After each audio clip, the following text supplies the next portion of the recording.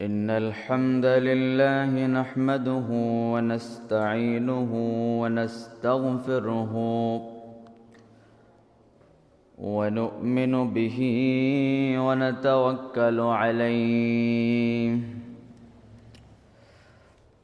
ونعوذ بالله من شرور أنفسنا ومن سيئات أعمالنا من يهده الله فلا مضل له ومن يضلله فلا هادي له وأشهد أن لا إله إلا الله وحده لا شريك له وأشهد أن سيدنا وحبيبنا وحبيب ربنا ومولانا محمدًا عبده ورسوله أما بعد فأعوذ بالله من الشيطان الرجيم بسم الله الرحمن الرحيم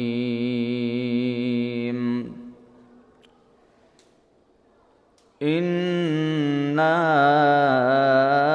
أعطيناك الكوثر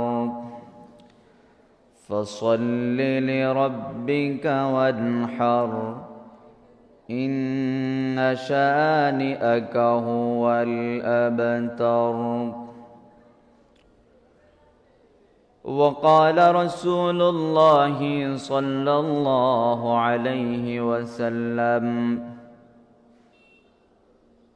ما من أيام العمل الصالح فيهن أحب إلى الله فأكثروا فيهن من التكبير والتحميد والتهليل أو كما قال عليه الصلاة والسلام الله أكبر الله أكبر لا إله إلا الله والله أكبر الله أكبر ولله الحمد الله أكبر الله أكبر لا إله إلا الله والله أكبر الله أكبر ولله الحمد الله أكبر الله أكبر لا إله إلا الله والله أكبر الله أكبر ولله الحمد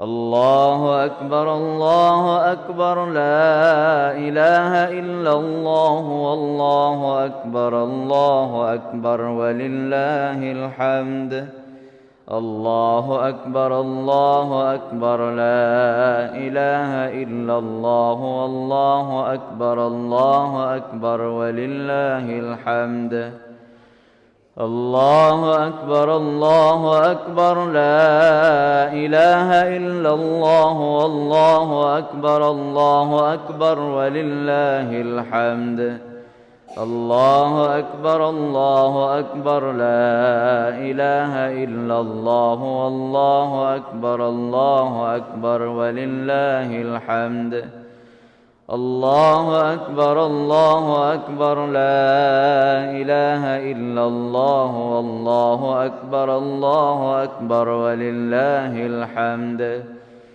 الله أكبر الله أكبر لا إله إلا الله والله أكبر الله أكبر ولله الحمد الله أكبر الله أكبر لا إله إلا الله والله أكبر الله أكبر ولله الحمد الحمد لله সম্মানিত মুসল্লিয়ান, আমরা আল্লাহ রাব্বুল আলামিনের দরবারে অসংখ্য অগণিত শুকুর আদায় করছি যে আল্লাহ রাব্বুল আলামিন আমাদেরকে সারা বছরের মধ্যে সর্বশ্রেষ্ঠ যে 10 দিন যুলহিজ্জা মাসের প্রথম দশক, সেই গুরুত্বপূর্ণ এই দশক আমাদেরকে রব্বুল আলামিন দান করেছেন। এই দশকের মধ্যে সর্বশ্রেষ্ঠ যে দিন ইয়াউমুন নাহর, কোরবানির দিন আমাদেরকে দান করেছেন। সালাতুল ঈদ আদায় করার জন্য আমাদেরকে একত্রিত হওয়ার তৌফিক রব্বুল আলামিন দান করেছেন। আমরা আল্লাহর শুকরিয়া আদায় করি, আলহামদুলিল্লাহ।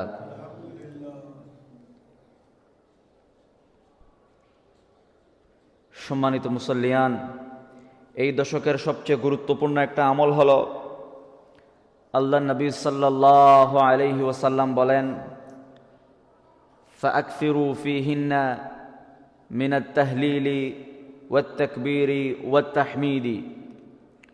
এই দশকে তোমরা বেশি বেশি আল্লাহ রাব্বুল আলামিনের বড়ত্বের ঘোষণা, আল্লাহর বড়ত্বের ঘোষণা, তাকবীর প্রদান করো। এজন্য আমরা 5 ওয়াক্ত ফরজ নামাজ শেষেও তাকবীর দেই। মসজিদ থেকে বের হলে, ঘরে ঢুকে, ঘর থেকে বের হয়ে সর্বত্র এই দশকের গুরুত্বপূর্ণ একটা আমল হলো আল্লাহর নামের বড়ত্বের ঘোষণা করা উচ্চ কণ্ঠে। আল্লাহু আকবার, আল্লাহু আকবার, লা ইলাহা ইল্লাল্লাহ, আল্লাহু আকবার, আল্লাহু আকবার, ওয়ালিল্লাহিল হামদ। আল্লাহু আকবার, আল্লাহু আকবার, লা ইলাহা ইল্লাল্লাহ, আল্লাহু আকবার, আল্লাহু আকবার, ওয়ালিল্লাহিল হামদ। আল্লাহু আকবার, আল্লাহু আকবার, লা ইলাহা ইল্লাল্লাহ, আল্লাহু আকবার, আল্লাহু আকবার, ওয়ালিল্লাহিল হামদ। আল্লাহর নামের বড়ত্বের ঘোষণা করা এই দশকের গুরুত্বপূর্ণ একটা আমল। এর মাধ্যমে কি হয়?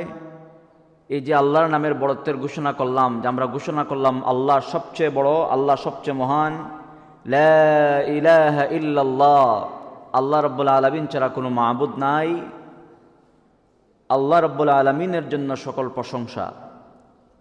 এটা যখন আমরা বুঝে বুঝে পড়ব, তো মনের মধ্যে সেই অনুভূতি জাগ্রত হবে, তাওহীদের অনুভূতি জাগ্রত হবে, ঈমানের অনুভূতি জাগ্রত হবে। আল্লাহ নবী সাল্লাল্লাহু আলাইহি ওয়াসাল্লাম বলেন, তোমরা জাদ্দিদু ঈমানাকুম, তোমরা তোমাদের ঈমানকে নবায়ন করো, তোমরা তোমাদের ঈমানকে সংস্কার করো, মজবুত করো, দৃঢ় করো। সাহাবায়ে কেরাম জিজ্ঞাসা করলেন, কাইফা নুজাদ্দিদু ইয়া রাসূলুল্লাহ সাল্লাল্লাহু আলাইহি ওয়াসাল্লাম, যে আমরা আমাদের ঈমানকে কিভাবে নবায়ন করব? তো রাসূলুল্লাহ সাল্লাল্লাহু আলাইহি ওয়াসাল্লাম বলেন, আকসিরু মিন কওলি লা ইলাহা ইল্লাল্লাহ, তোমরা বেশি বেশি লা ইলাহা ইল্লাল্লাহর জিকির করো, লা ইলাহা ইল্লাল্লাহর ঘোষণা দাও। তো যতবার লা ইলাহা ইল্লাল্লাহ পড়বে, ততবার তোমার ঈমান নবায়ন হবে, ঈমান বৃদ্ধি পাবে, ঈমান মজবুত হবে। সুবহানাল্লাহ। এজন্য যত বেশি আপনি এই কালিমার তালকিন দেবেন, যত বেশি আল্লাহর বড়ত্বের ঘোষণা করবেন, তো নিজের মধ্যে ঈমান বুস্টিং হবে, ঈমান বুস্ট হবে, ঈমান বৃদ্ধি পাবে। এটা হলো ঈমানের কালিমা, তাওহীদের কালিমা। এই কালিমা নিয়ে যদি কেউ কবরে যাইতে পারে, মৃত্যুর আগে যদি কালিমা পড়তে পারে, রাসূলুল্লাহ সাল্লাল্লাহু আলাইহি ওয়াসাল্লাম বলেন, মান কানা আখিরু কালামিহি লা ইলাহা ইল্লাল্লাহ দাখালাল জান্নাহ, যে ব্যক্তি জীবনের শেষ কথা হবে লা ইলাহা ইল্লাল্লাহ, যে ব্যক্তির জীবনের শেষ কথা হবে লা ইলাহা ইল্লাল্লাহ, যার জীবনের শেষ কথা হবে লা ইলাহা ইল্লাল্লাহ, দাখালাল জান্নাহ। আল্লাহ নবী সাল্লাল্লাহু আলাইহি ওয়াসাল্লাম বলেন, আল্লাহ রাব্বুল আলামিন ওই ব্যক্তিকে মৃত্যুর পরে জান্নাত দান করবেন। সুবহানাল্লাহ। সুতরাং জীবনের শেষ কথা লা ইলাহা ইল্লাল্লাহ আমরা চাই কি চাই না? তাহলে আমরা যদি চাই আমার জীবনের শেষ কথা হলো লা ইলাহা ইল্লাল্লাহ, তাহলে এই লা ইলাহা ইল্লাল্লাহর জিকির করতে হবে, দুনিয়াতে লা ইলাহা ইল্লাল্লাহর উপর থাকতে হবে, লা ইলাহা ইল্লাল্লাহর আওয়াজকে উচ্চ কণ্ঠে বলতে হবে। আল্লাহু আকবার, আল্লাহু আকবার, লা ইলাহা ইল্লাল্লাহু, আল্লাহু আকবার, আল্লাহু আকবার, ওয়ালিল্লাহিল হামদ। লা ইলাহা ইল্লাল্লাহর আওয়াজকে যত বেশি উচ্চ কণ্ঠে বলবো, যত বেশি বলবো আমরা, তো নিজেদের মধ্যে ঈমান মজবুত হবে। এবং মৃত্যুর আগে যদি কোনো ব্যক্তি লা ইলাহা ইল্লাল্লাহ পড়তে পারে, নবী আলাইহিস সালাম বলেন, লাক্কিনু মাউতাকুম লা ইলাহা ইল্লাল্লাহ, তোমরা মৃত ব্যক্তি, যে ব্যক্তি মারা যাচ্ছে, মারাদুল মউত চলমান, সাকারাত চলমান, এই ব্যক্তির কাছে গিয়ে তোমরা তালকিন করো, কালিমার তালকিন করো, ইমানের বাক্যগুলো শুনাইয়ে দাও। তো হতে পারে এটা শুনে শুনে সে বলে ফেলবে, আর নাও যদি বলে অন্তত অন্তর দিয়ে স্বীকৃতি প্রদান করে যে আমি লা ইলাহা ইল্লাল্লাহকে বিশ্বাস করলাম, তো ধরে নেওয়া যেতে পারে এই ব্যক্তির মৃত্যু ইমানের উপর হয়েছে। আল্লাহ তাআলা আমাদের সবাইকে ইমানি মউত নসিব করুন, আমিন। তাইলে আল্লাহর নামের বড়ত্বের ঘোষণা করতে কোনো লজ্জা নাই, কোনো কার্পণ্য নাই, মনের মধ্যে কোনো সংকুচতা নাই। উচ্চ কণ্ঠে যে আমার রব আমাকে সৃষ্টি করেছেন, যে মাবুদ আমার সৃষ্টি করলেন, যে মাবুদ আমার রিজিকের ব্যবস্থা করলেন, আমার এত নেয়ামত দিলেন, শ্বাস নেওয়ার ক্ষমতা দিলেন, শ্বাস ছাড়ার ক্ষমতা দিলেন, সেই আল্লাহর নামের বড়ত্বের ঘোষণা করব, সেই আল্লাহর তাওহীদের ঘোষণা দিব, সেই আল্লাহর প্রতি ঈমানের ঘোষণা দিব, সেই আল্লাহর প্রশংসা করব তাকবীরে তাশরিকের মাধ্যমে। এতে মনের মধ্যে কোনো সংকোচ নাই। এই দশকে 11, 12, 13 আরো 3 দিন পর্যন্ত চলবে তাকবীরে তাশরিকের আওয়াজ, ঘরে বাইরে সর্বত্র। আল্লাহু আকবার, আল্লাহু আকবার, লা ইলাহা ইল্লাল্লাহ, আল্লাহু আকবার, আল্লাহু আকবার, ওয়ালিল্লাহিল হামদ। এই তাকবীরের মাধ্যমে নিজেদের মধ্যে ঈমান বৃদ্ধি পায়। আমাদের ঈমান হলো গুরুত্বপূর্ণ বিষয়। পরকালে মুক্তির জন্য ঈমান সবচেয়ে গুরুত্বপূর্ণ বিষয়। জাহান্নাম থেকে মুক্তির জন্য ঈমান গুরুত্বপূর্ণ বিষয়। ঈমানের একটা নামই হলো নিরাপত্তা। যার ঈমান রয়েছে, ঈমান মানুষকে ভয় থেকে নিরাপত্তা দান করে, ঈমান মানুষকে অস্থিরতা দুশ্চিন্তা থেকে নিরাপত্তা দান করে, ঈমান মানুষকে সন্দেহ থেকে নিরাপত্তা দান করে, ঈমান মানুষকে জাহান্নামের শাস্তি থেকে নিরাপত্তা দান করে। তাহলে সবগুলোর মূল হলো ঈমান। এই দশক হলো ঈমানের মহড়া, ঈমানকে মজবুত করার মাস। এই ঈমানটাকে জানতে হবে, শিখতে হবে, বুঝতে হবে। ঈমানের 6টা ভিত্তি রয়েছে, 6টি রুকন রয়েছে, সিত্তাতু আরকান মিনাল ঈমান। এই ভিত্তিগুলো ভালো করে মজবুত করে জানতে হবে। এগুলো না জানলে, মোবাইল নাম্বার দেখেন না, 11 ডিজিটের মোবাইল নাম্বার হয়। আপনি সিলেটে একজনকে ফোন দিবেন, তার মোবাইল নাম্বার 11টা সংখ্যা, 01... এভাবে 11টা সংখ্যা। এই একটা সংখ্যা যদি ভুল হয়ে যায়, 1-এর জায়গায় 2 দিয়ে দিছেন, তাহলে সিলেটের কল চলে যাবে ঢাকায়, ঢাকার কল চলে যাবে চিটাগাং, বরিশাল। আপনি যাকে কল দেওয়ার কথা সেই ব্যক্তির কাছে আপনি কল দিতে পারবেন না, একটা সংখ্যা যদি ভুল হয়ে যায়। তাহলে সবগুলা সংখ্যা ঠিকঠাক মতো থাকলে পরে আপনি নির্দিষ্ট ব্যক্তির কাছে কল দিতে পারবেন, নতুবা আপনি দিতে পারবেন না। বিকাশে যার কাছে আপনি টাকা পাঠাবেন, তার সব ডিজিট নাম্বার ঠিক আছে, একটা সংখ্যা ভুল করছেন, তো টাকা তার মোবাইলে যাওয়ার পরিবর্তে আরেকজনের কাছে চলে যাবে। তো ঈমানের ব্যাপারটা হলো এমন যে আপনি ঈমানের এই 6টা ভিত্তি ভালো করে মজবুত করে আয়ত্ত করবেন। একটা যদি উল্টাপাল্টা লেগে যায়, তাহলে আপনার টাকা যেমন চলে যাবে আরেকজনের কাছে, মোবাইলের কল চলে যাবে আরেকজনের কাছে, ঠিক তেমনি ঈমানের এই 6টা ভিত্তি যদি আমরা ভালো করে মজবুত করে আয়ত্ত না করি, পরিপূর্ণভাবে যদি ঈমানদার হতে না পারি, তাহলে সেই ঈমান দিয়ে, অপূর্ণাঙ্গ ঈমান দিয়ে আমলে সালেহ ভালো কাজ করলে এটার কোনো ফলাফল পাওয়া যাবে না। এজন্য ঈমানকে, এই দশক হলো ঈমানকে মজবুত করার মাস। এই প্রত্যেকটা তাকবীরে তাশরিকের ধ্বনির মাধ্যমে আমরা আমাদের ঈমানকে নবায়ন করি। আল্লাহ তাআলা আমাদের সবাইকে পরিপূর্ণ ঈমানদার হওয়ার তৌফিক দান করুন। সম্মানিত মুসল্লিয়ান, এই ঈমানের একটা দাবি হলো, এই তাকবীরের মাধ্যমে আমরা আল্লাহর সাথে যে আমাদের সম্পর্ক, আস্থার সম্পর্ক, সেটা আমরা তৈরি করি। এই ঈদুল আযহা, কোরবানির সকল আমল, অধিকাংশ আমল আমাদের সাইয়্যিদুনা ইব্রাহিম আলাইহিস সালাতু ওয়াস সালামের জীবনের সাথে সম্পৃক্ত। হজের গুরুত্বপূর্ণ সবগুলো আমল সাইয়্যিদুনা হযরত ইব্রাহিম আলাইহিস সালাতু ওয়াস সালাম, তার সন্তান ইসমাইল আলাইহিস সালাতু ওয়াস সালামের সাথে সম্পর্ক। আর এটার সাথে সম্পৃক্ত আরেকটা বিষয় হলো ঈমান, অর্থাৎ আল্লাহর সাথে আস্থার সম্পর্ক। আমরা এই দুইটার সাথে সমন্বয় করে কিছু কথা আজকে আরজ করতে চাই। আল্লাহ রাব্বুল আলামিন আমাদেরকে ইখলাসের সাথে কথা বলার, উপকারী কথাগুলো বলার এবং শোনা, সবাইকে আমল করার তৌফিক দান করুন, আমিন। সম্মানিত মুসল্লিয়ান, মানুষ আজকে আপনি যার প্রতি আস্থাশীল হবেন, আমরা কথা শোনার জন্য বসে যাই, সম্মানিত মুরব্বিয়ানে কেরাম জাযাকাল্লাহ খায়ের, আমরা বসে যাই কথা শোনার জন্য, শুকরিয়া, বসে যান, আমরা কথা শুনি, গুরুত্বপূর্ণ হলো কথা শোনা। আমরা আতর দিব সুন্নত পরে ইনশাল্লাহ, এখন আমরা বইয়ে মাত শুনি ইনশাল্লাহ বিইذনিল্লাহ। সবাই আমরা মনোযোগ দিয়ে এদিকে শুনি, যারা আসবেন এদিক থেকে মনোযোগ দিয়ে শুনবেন। তাকবীর দেন, আল্লাহু আকবার, আল্লাহু আকবার, লা ইলাহা ইল্লাল্লাহ, আল্লাহু আকবার, আল্লাহু আকবার, ওয়ালিল্লাহিল হামদ। আল্লাহু আকবার, আল্লাহু আকবার, লা ইলাহা ইল্লাল্লাহ, আল্লাহু আকবার, আল্লাহু আকবার, ওয়ালিল্লাহিল হামদ। আল্লাহু আকবার, আল্লাহু আকবার, লা ইলাহা ইল্লাল্লাহ, আল্লাহু আকবার, আল্লাহু আকবার, ওয়ালিল্লাহিল হামদ। আল্লাহু আকবার, আল্লাহু আকবার, লা ইলাহা ইল্লাল্লাহ, আল্লাহু আকবার, আল্লাহু আকবার, ওয়ালিল্লাহিল হামদ। আল্লাহু আকবার, আল্লাহু আকবার, লা ইলাহা ইল্লাল্লাহ, আল্লাহু আকবার, আল্লাহু আকবার, ওয়ালিল্লাহিল হামদ। আল্লাহু আকবার, আল্লাহু আকবার, লা ইলাহা ইল্লাল্লাহ, আল্লাহু আকবার, আল্লাহু আকবার, ওয়ালিল্লাহিল হামদ। সম্মানিত মুসল্লিয়ান, আমরা যারা আসছি আমরা মনোযোগ দিয়ে শুনি ইনশাআল্লাহ বিইذনিল্লাহ। মানুষ আজকে আপনি যার প্রতি আস্থাশীল হবেন,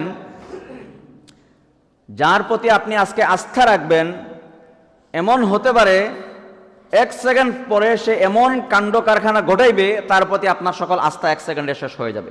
এমন হতে পারে কি পারে না? আজকে আপনি যার প্রতি আস্থা রাখছেন, বিশ্বাস রাখছেন, সে আপনার আস্থার মূল্যায়ন দিবে না।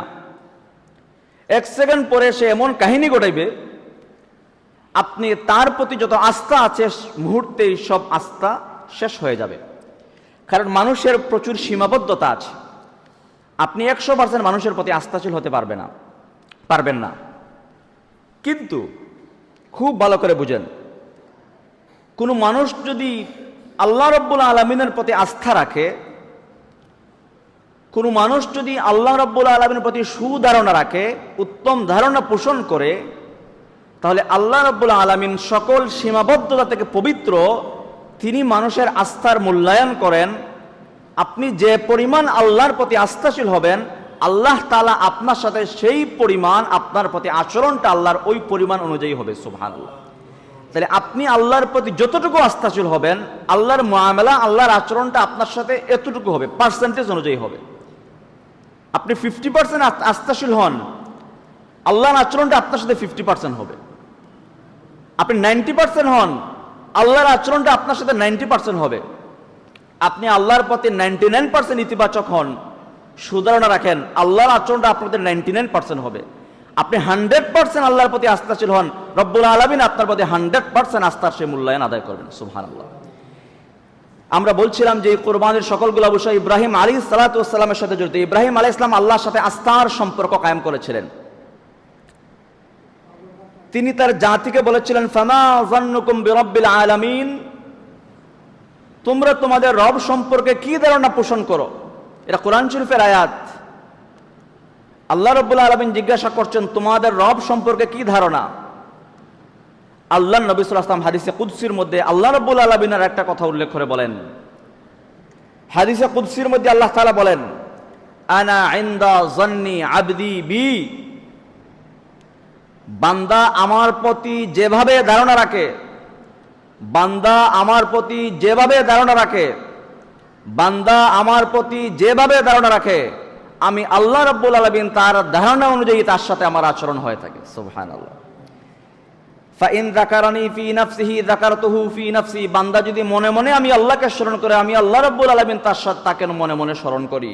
ওয়া ইন যাকারানি ফি মালাইন যাকারতুহু ফি মালাইন খায়রিম মিনহুম, বান্দা যদি কোনো মাহফিলে কয়েকজন বসে আমি আল্লাহকে স্মরণ করে, আমি আল্লাহ রাব্বুল আলামিন ফেরেশতাদের সাথে এর চেয়ে আরো উত্তম মজলিসে তাদেরকে স্মরণ করি। সুবহানাল্লাহ। এরপরে তিনি বলেন, ওয়া ইন তাকাররাবা ইলাইয়া শিবরান, কোন বান্দা যদি আমি আল্লাহর দিকে 1 বিঘত আধাত পরিমাণ আমার দিকে অগ্রসর হয়, আমি আল্লাহ রাব্বুল আলামিন তার দিকে 1 হাত অগ্রসর হই। ওয়া ইন তাকাররাবা ইলাইয়া জিরাআন, কেউ যদি আমার দিকে 1 হাত অগ্রসর হয়, তাকাররাবতু ইলাইহি বা'আন, আমি তার দিকে 2 হাত অগ্রসর হই। ওয়া ইন আতানি ইয়ামশি আতাইতু হারওয়ালাতান, আমার দিকে যদি কেউ হেঁটে আসে তাহলে আমি আল্লাহ রাব্বুল আলামিন তার দিকে দৌড়ে দ্রুত গতিতে আসি। সুবহানাল্লাহ। তাহলে আপনি আল্লাহর নৈকট্য অর্জন করার জন্য সামান্য একটু প্রচেষ্টা করবেন, আপনার সামান্য প্রচেষ্টা এটাকে পূর্ণতা দিয়ে দিবেন রব্বুল আলামিন। সুবহানাল্লাহ। ইব্রাহিম আলাইহিস সালাম কিভাবে আল্লাহর সাথে আস্থার সম্পর্ক কায়েম করেছিলেন তার একটা উদাহরণ আমরা দিতে চাই। যখন নমরুদ ওনাকে আগুনে ফেলার জন্য আগুনকে প্রজ্বলিত করল, দাউ দাউ করে আগুন জ্বলছে, 6 মাস ধরে সেই আগুনকে প্রজ্বলিত করা হচ্ছে। একটু পরে সাইয়্যিদুনা ইব্রাহিম আলাইহিস সালাতু ওয়াস সালামকে ফেলা হবে। সারা দুনিয়ার লক্ষ লক্ষ মানুষ সেই দৃশ্য দেখছে। তো ওই সময় জিবরিল আলাইহিস সালাম আসছেন সারা জীবন্ত পরীক্ষার উপরে, ওই সময় আরেক পরীক্ষা। তো জিবরিল আলাইহিস সালাম এসে কি বলেন, আলাকা হাজা, আপনাকে একটু পরে আগুনে ফেলা হবে, আপনার এই মুহূর্তে কোনো প্রয়োজন আছে কিনা আমাকে বলেন, আমি জিবরিল আসছি, আপনাকে কোনো হেল্প করা যায় কিনা। ইব্রাহিম আলাইহিস সালাতু ওয়াস সালাম আল্লাহর সাথে কি পরিমাণ আস্থাশীল, কিভাবে কতটুকু আস্থার সম্পর্ক তৈরি করেছিলেন, তিনি কি জবাব দিয়েছেন জিবরিল আলাইহিস সালামকে। এখান থেকে আমাদের শিক্ষা রয়েছে। জিবরিল আলাইহিস সালাম তিনি বলেছিলেন, আমা ইলাইকা ফালা, আমার প্রয়োজন, এটা আপনাকে আমি কি বলবো, প্রয়োজন, আমার প্রয়োজন সেই সত্তার কাছে আমি কেবলমাত্র নিবেদন করছি যে সকল সত্তা সকল অক্ষমতা থেকে মুক্ত, যে মুহূর্তে যে রব্বুল আলামিন কুন ফায়াকুনের মালিক, যিনি কুন বললে সাথে সাথে হয়ে যান, আপনাকে কেন আমি বলবো, সেই সত্তার কাছে আমি আমার প্রয়োজন নিবেদন করছি। এটা ওনার জন্য আরেকটা পরীক্ষা ছিল। তিনি ওই সময় একটা বাক্য বলেছিলেন, কোরআন শরীফে আল্লাহ তাআলা সেই বাক্য উল্লেখ করেন। তিনি বলেছিলেন, হাসবুনাল্লাহু ওয়া নি'মাল ওয়াকিল। বলেন সবাই, হাসবুনাল্লাহু ওয়া নি'মাল ওয়াকিল। এটা তো আমরা তাসবিহ হিসাবে পড়ি, কিন্তু এটার মর্মার্থ কি, যে হাসবুনাল্লাহ, আল্লাহ আমার জন্য যথেষ্ট, আমার জন্য আল্লাহই যথেষ্ট, আমাকে রক্ষা করার জন্য আল্লাহই যথেষ্ট, আমাকে বিপদ মুক্ত করার জন্য কে যথেষ্ট, আল্লাহই যথেষ্ট। নি'মাল ওয়াকিল, তিনি উত্তম তত্ত্বাবধায়ক, তিনি উত্তম দায়িত্ব গ্রহণকারী, তিনি আল্লাহকে দায়িত্ব দিলেন। ওনার আস্থা এবং বিশ্বাস শতভাগ আল্লাহর উপর ছিল, যে এই আগুন দাউ দাউ করে জ্বলছে, আমাকে ফেলে দিবে আগুনে, এই ঠিক ফেলার আগ মুহূর্তেও আল্লাহ আমাকে রক্ষা করতে পারেন, আমাকে ফেলে দেও যদি আগুনে, আল্লাহ যদি রক্ষা করতে চান তাহলে দুনিয়ার কেউ আমাকে আগুন দিয়ে জ্বালাইতে পারবে না। তাই হয়েছে, ইব্রাহিম আলাইহিস সালামের সেই আস্থার মূল্যায়ন আল্লাহ তাআলা দিয়েছেন।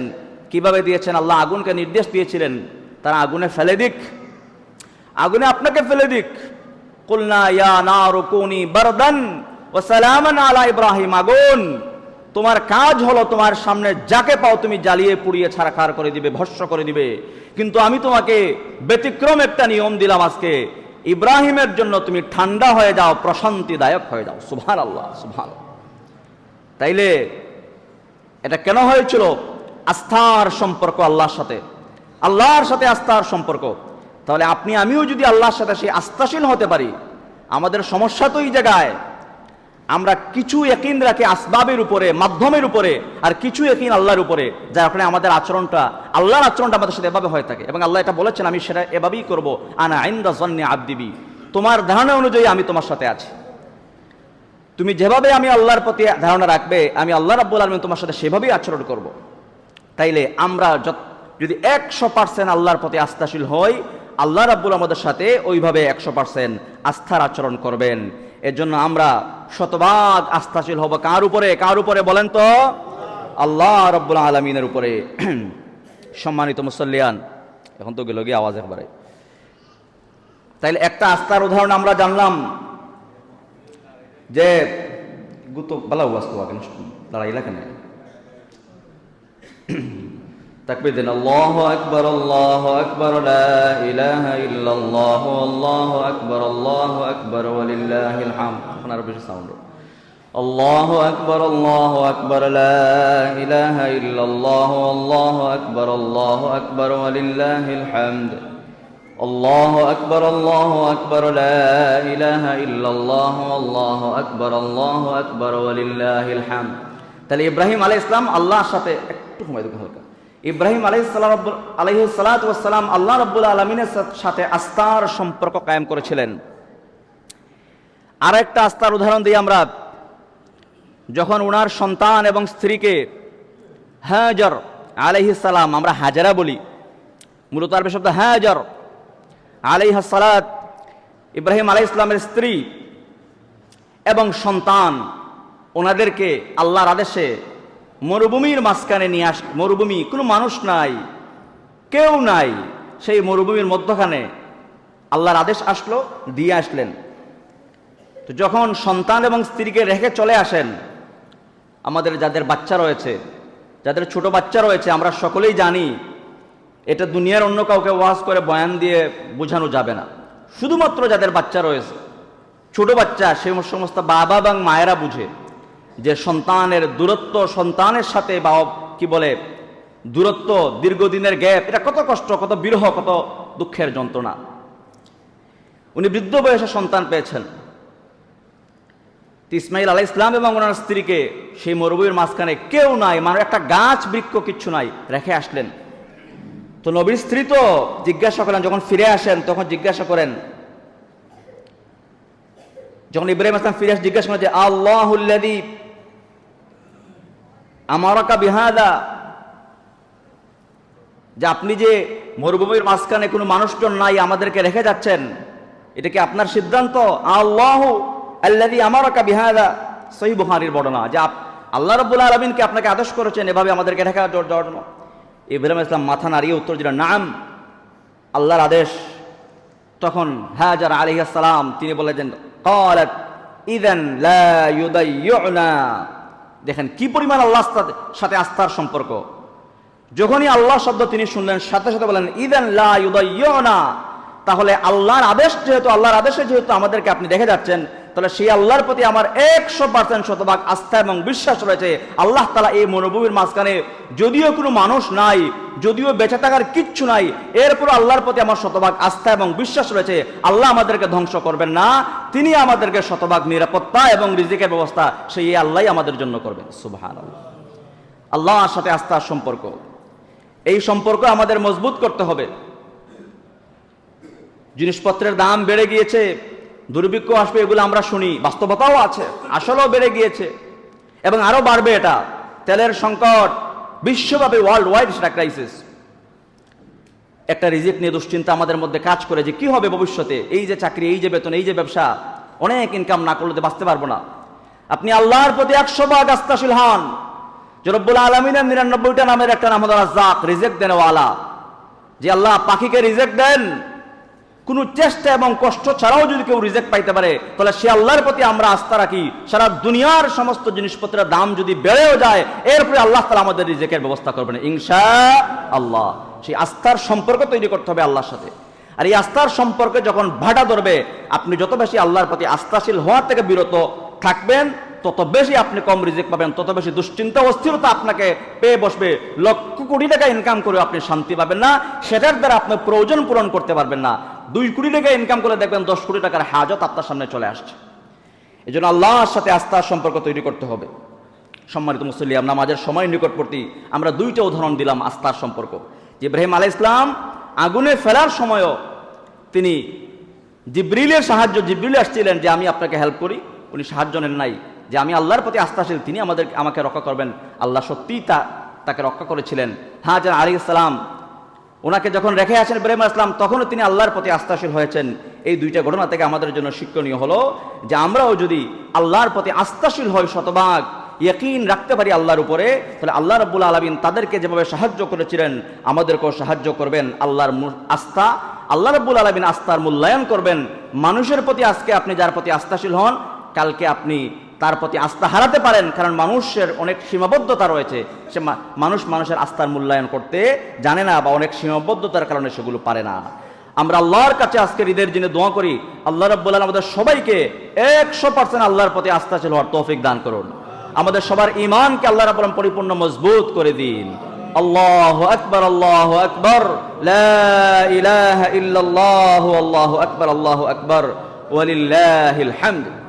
আমরা যেহেতু নামাজের সময় নিকটবর্তী, কবি সংক্ষেপে কুরবানিকে সামনে রেখে কয়েকটা বিষয় আমরা উল্লেখ করতে চাই। 1 নম্বর বিষয় হলো, দেখেন সকল ইবাদত, কোনো ইবাদত আল্লাহর কাছে কবুল হয় না নিয়ত, ইখলাস ও নিয়ত ছাড়া। সকল ইবাদত কবুল হওয়ার জন্য ইখলাস শর্ত, কিন্তু 2টা ইবাদতকে আল্লাহ তাআলা ইখলাসের সাথে বিশেষভাবে সম্পৃক্ত করে দিয়েছেন। রোজার জন্য ইখলাস লাগে, জাকাতের জন্যও লাগে, হজের জন্যও লাগে, নামাজের জন্যও লাগে, সকল ইবাদতের জন্য মাকসাদ হতে হবে কাকে খুশি করার জন্য?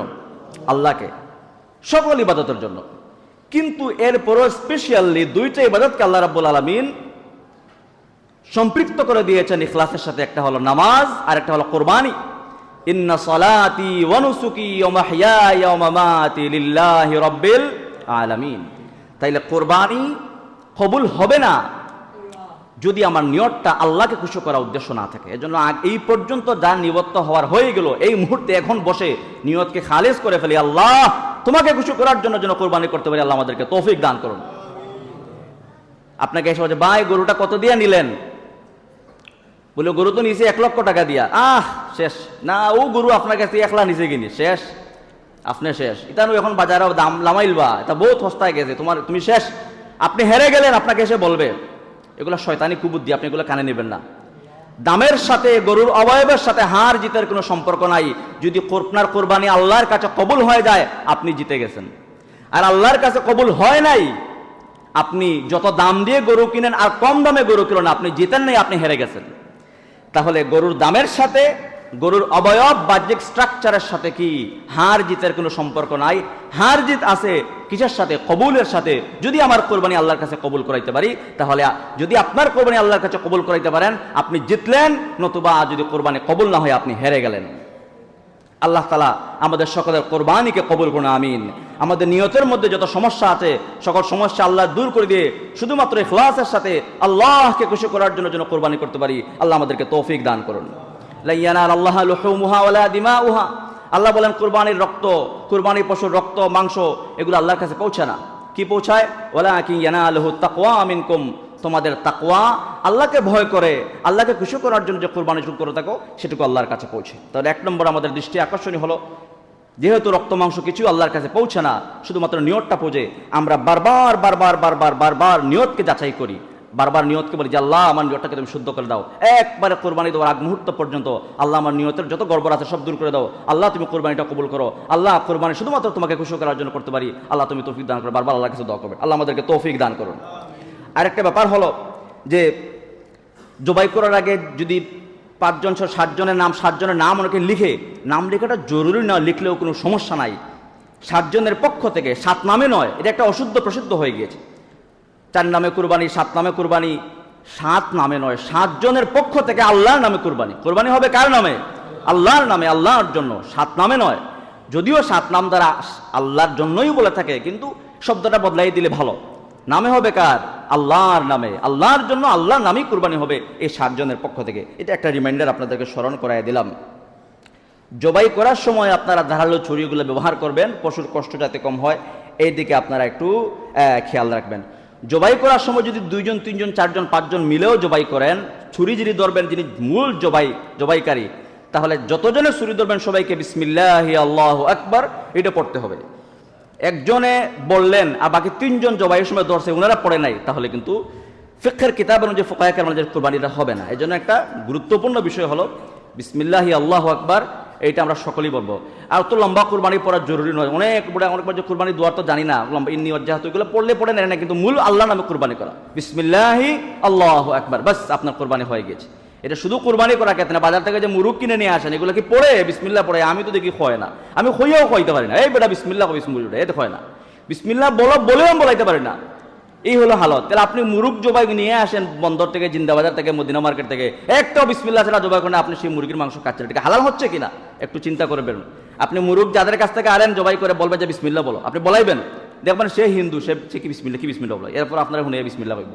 এগুলো একটু খেয়াল করবেন, হালাল হারামের ব্যাপারটা একটু মনোযোগের সাথে খেয়াল করবেন। শুধু কোরবানির ঈদের সময় বিসমিল্লাহ আল্লাহু আকবার সবাই জুড়ে বললাম, আর ডেইলি আপনি হারাম মুরগি খাচ্ছেন, বিসমিল্লাহ ছাড়া জবাই হচ্ছে, গরু জবাই হচ্ছে বিসমিল্লাহ ছাড়া, কি বলে দোকানগুলোতে খাসি জবাই হচ্ছে বিসমিল্লাহ ছাড়া, সেই মাংসগুলো আমরা কিনে নিয়ে খাচ্ছি। এজন্য বিসমিল্লাহ পড়া জরুরি জরুরি জরুরি। বিসমিল্লাহ ইচ্ছাকৃত ছেড়ে দিলে কোরবানি হবে না, কোনো পশুই আদায় হবে না, এটার দ্বারা কোনো সওয়াব পাবে না।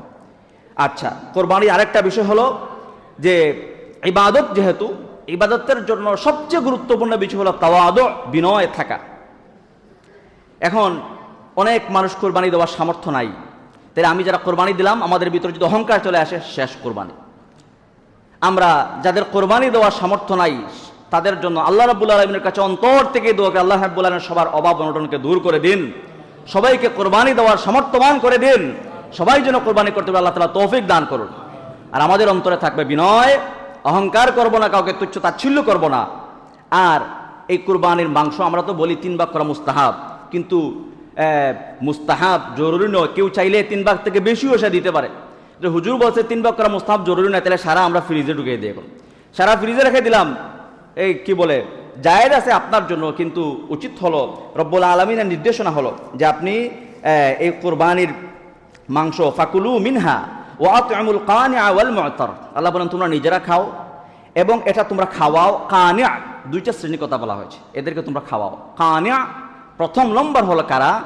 যারা নিজেদের অভাব মানুষের সামনে প্রকাশ করে না। আহা, এই শ্রেণীর অসংখ্য মানুষ রয়েছে, সে কোরবানি করতে পারছে না, কিন্তু কারো বাসায়ও সে আসবে না, কারো বাসায়ও সে আসবে না, তাদেরও ঘরে বাচ্চা কাচ্চা রয়েছে। আপনি খবর নিয়ে নিয়ে তাদের ঘরে মাংসটা পৌঁছে দিন, অনেক অনেক সওয়াব পাবেন, অনেক সওয়াব পাবেন।